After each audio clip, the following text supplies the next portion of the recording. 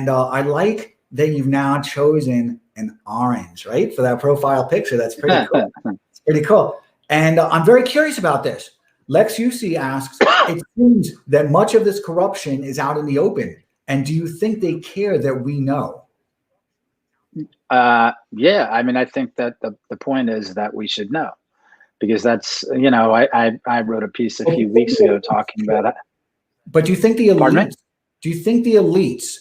your adversaries, the people who are adversarial, the coup people, do you think that they care that there's visibility to they want people to know.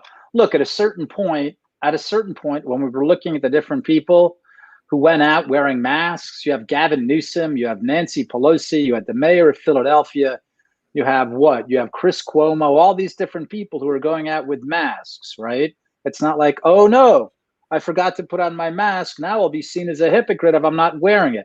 No, they're establishing a two-tier system. Aristocrats don't have to follow the rules. That's what it's about. None of this is hypocrisy, right?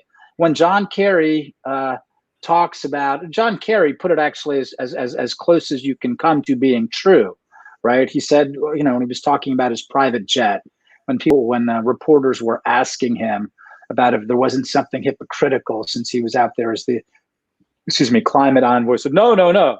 For someone in my position to do the important stuff I need to do, I need that, right? That's their idea about themselves. They're special. They're the aristocrats of spirit. This is what they need. The rest of you are plebes. You are not, you're not on our level. Don't even ask. The masks are for you. And by the way, you should wear 3 of them. Okay. So no, the point is, that's precisely the point. They want us to know. And this, I know a lot of people are speaking today on social media and elsewhere about this Time magazine article where they're actually describing how they fortified the election, right? It's to say we did it, right? That's part of the power, to say we did it and there's nothing that you can do about it. Nothing you can do about it. So yes, certainly they want us to know. So going back into history, what you're saying, and I really didn't think about it until because I think of that image of Stroke, however you say his name, when he was testifying and he was clearly kind of hostile in the way he presented himself, right? If that was how I recall him.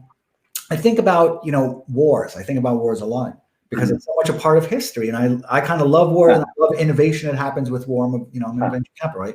Is that so you see that the aristocrats, these kind of sovereign nobles, right? These hereditary nobles, that they're trying to demoralize the plebs. Is that what they're trying to do? Yeah, that's a very big part of it, right? To establish, look, we talk about, I actually don't believe there's 2 tiers of justice. I believe that, again, I believe there is no longer a justice system. I believe that what we call a justice system now is just used to punish their enemies, right? That's what that is. But there are different tiers of things. There are different class tiers. There's one class. Look, I mean, with Gavin Newsom, it was very clear. It was very obvious, right? He went to a restaurant. I've never been, but I've heard about it. I know that people wait years to get a table at that restaurant, right? French Laundry. So he goes there. I mean, he's the governor. Of course, he's going to be photographed. Of course, someone's going to get him, right? Same with all of these people. They know that they're being watched all the time. So why do something as dopey as take off the mask? So why do that? That's the point. Why do that? Because that's the point. Because they are establishing a caste system. These are people who can get away with whatever they want. These are people to whom the rules that they impose on others do not apply. And why would they? Look, and I mean, when you think about it, it makes sense from a certain logic of conflict, right? Why would you impose on your friends what you want to impose on your enemies, right? You reward your friends, you punish your enemies. So again, the idea that that you're going to treat your enemies the same as you're going to treat your friends the same way you treat your enemies, that makes no sense by the logic of conflict.